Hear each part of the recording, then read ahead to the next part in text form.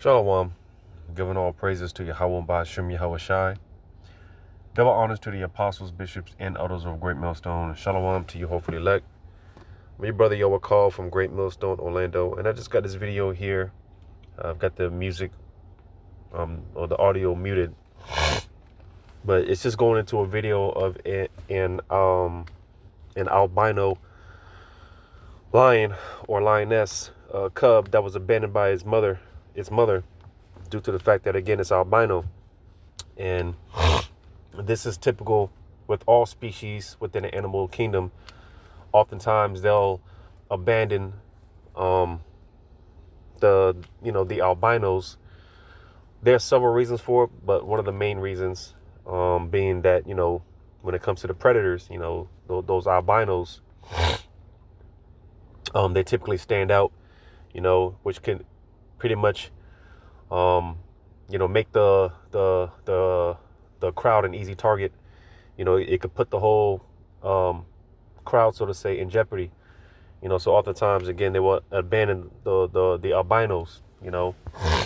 But nevertheless, what it reminded me of was the fact that, going back to the mark of Cain, which I'm going to grab here in Genesis.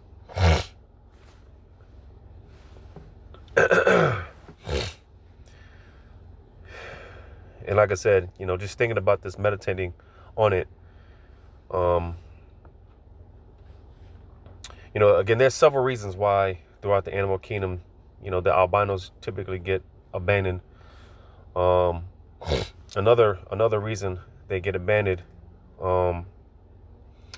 was, one of the facts was, when it comes to the albinos, their immune systems, being weaker, the albinos are typically more sicklier, and, it could slow down the herd, it can slow down the crowd, so to say. So, and it just reminded me of, again, going back to the whole concept of Esau Edom, being that he's the basis of men. All right. So going into this here in Genesis chapter 3, it's just crazy through the spirit of Yahweh Ba'ashem Shai, even in the animal kingdom, Genesis chapter 4.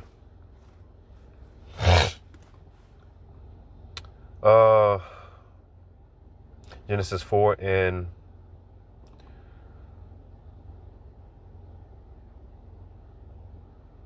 let's just start at verse 9. And Yahweh said unto Cain, Where is Abel thy brother? And said, I know not. Am I my brother's keeper? And he said, What hast thou done? The voice of thy brother's blood crieth unto me from the ground. And now art thou cursed from the earth, which hath opened her mouth to receive thy brother's blood from my hand. When thou tillest the ground, it shall not henceforth yield unto thee her strength. A fugitive and a vagabond shalt thou be in the earth. And Cain said unto Yahweh, My punishment is greater than I can bear. Behold, thou hast driven me out this day from the face of the earth, and from thy face shall I be hid, and I shall be a fugitive and a vagabond in the earth. And it shall come to pass that everyone that findeth me shall slay me. So you see, because again, going into this curse of Cain, or the mark of Cain, all right, which would be that signifier, and letting them, and that's the spirit 441. Call halal Yahweh Ba'ashem Yahweh Shai. But again, nevertheless, that mark of Cain, or that distinguisher, basically, a part of Cain, which for those that have ears to receive, being Esau, Edom, because of course Cain and Abel, Cain coming back as Esau, Abel coming back as Jacob, but nevertheless, that mark that was set upon him to distinguish who this man is, basically being that outcast, being a vagabond, being on the run, all right, basically being a wanderer, chased out of the earth, being an outcast. And again, this typically happens in the animal kingdom as well. All right, these albinos, which again, it reminds me of that mark of Cain. All right, oftentimes they would be separated from their, they would be separated from the pack. They would be separated from the group. They'd be considered weaker. Like I said, they would be basically an open target for predators, which will put the whole crowd at risk, and so on and so forth. So they will often just get abandoned, or in some instances they be killed, by their own, they be killed by their own, and again, we see this as I just read here in Genesis 4, that mark that was set upon Cain, which we see, is on him today, being on the run from all the crimes and the atrocities that he's committed. All right. Being chased out the earth. All right. At one point he was chased into the Caucasus Mountains, being on the run from the law, and so on and so forth, and through the spirit and power of Yahweh Shema Shai, because like the scriptures go into how, when Esau came out, Jacob had his hand on his heel. I'm gonna grab that.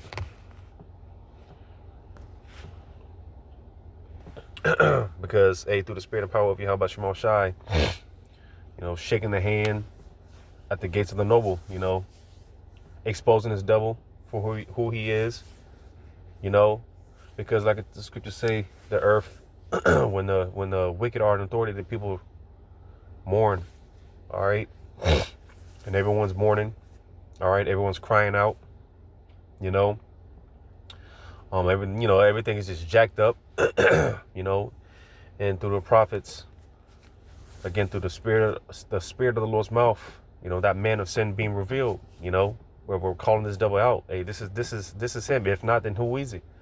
All right. This is that man of sin. All right. This is the physical counterpart of Satan, the devil. All right.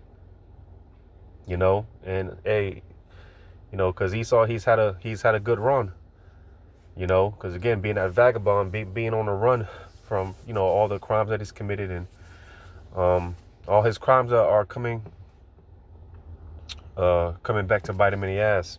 His crimes are catching up to him. And again, he's been being exposed through the spirit of the Lord's mouth, the prophets. All right, calling this devil out. What was I going to get here in Genesis?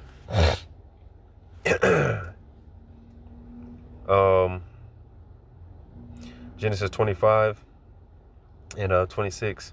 And after that came his brother out, and his hand took hold on Esau's heel, and his name was called Jacob. And Isaac was three score years old when she bare them. So you see, and it's all spiritual, because when you go to Genesis 3, Genesis 3,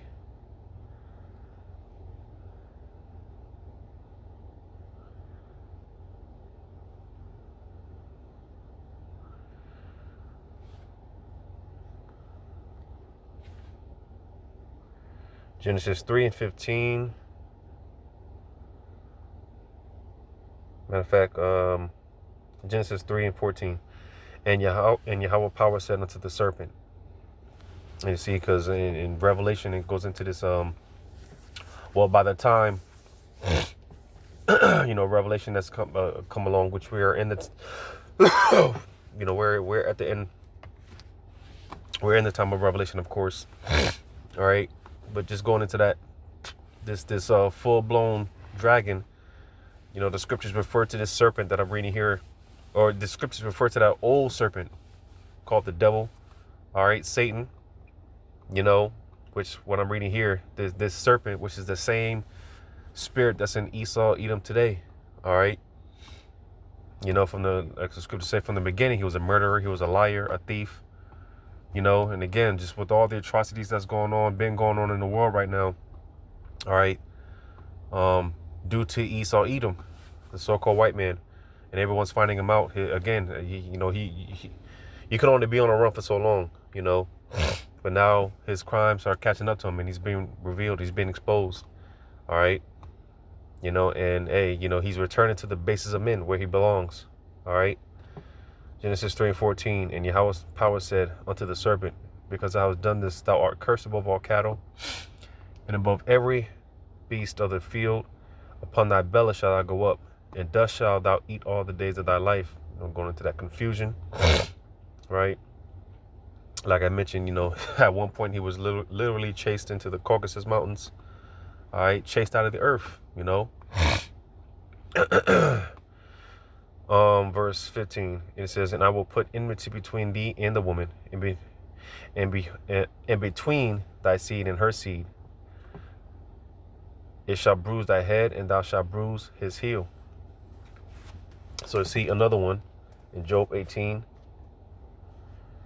It's like I said, you know, Jake, man, you know, well, the prophets really have been on Esau's ass, you know.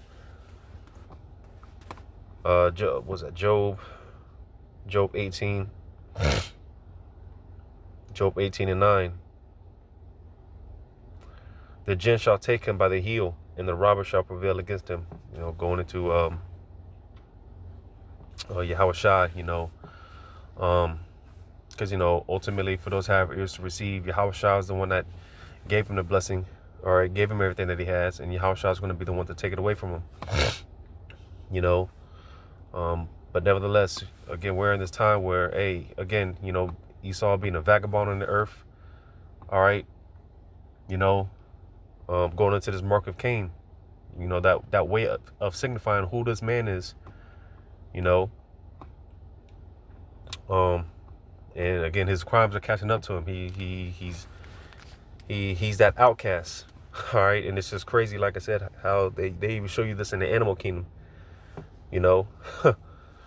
The albinos, you know, they're typically their immune systems are more weaker. So, I mean, there's several factors, you know, when it comes to why the albinos, even in the animal kingdom, they get cast out.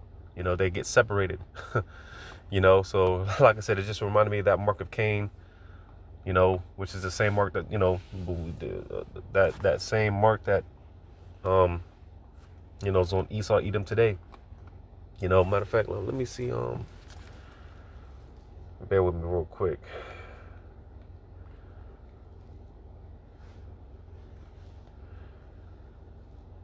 Bear with me. And Numbers chapter 12.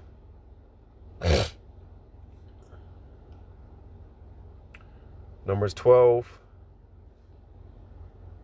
I'm going to start at 9. And this is when Aaron and Mizraim, the brother and sister of Moses, spoke against Moses. All right. It says verse 9, Numbers 12:9. And the anger of Yahweh was kindled against them, and he departed. And the cloud departed from off the tabernacle, and behold, Miriam became leprous, white as snow. And Aaron looked upon Miriam, and behold, she was leprous. All right, because this is it's a curse. You know. It says, and Aaron said unto Moses, alas, my Lord, I beseech thee, lay not the sin upon us, wherein we have done foolishly, and wherein we have sinned. Let her not be as one dead, of whom the flesh is half consumed when he cometh out of his mother's wombs. So you see, all right, you know, you're going into that curse of Cain, that mark of Cain, all right, which, you know, that mark of leprosy, you know, that pigmentation being stripped from the skin. You know, it's just crazy how even nature, you know, like the scriptures say, even nature nature itself teaches us, roughly paraphrasing, which, you know, going into something else.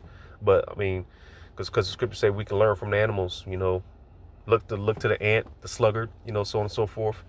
So it's just crazy how even in the animal kingdom, you know, in a way, the same concept as far as that mark, that mark of Cain gets applied even in the animal kingdom, you know. But Lord willing, this is edifying. All praises to Yahweh Shai. Shalom to you, hopefully later.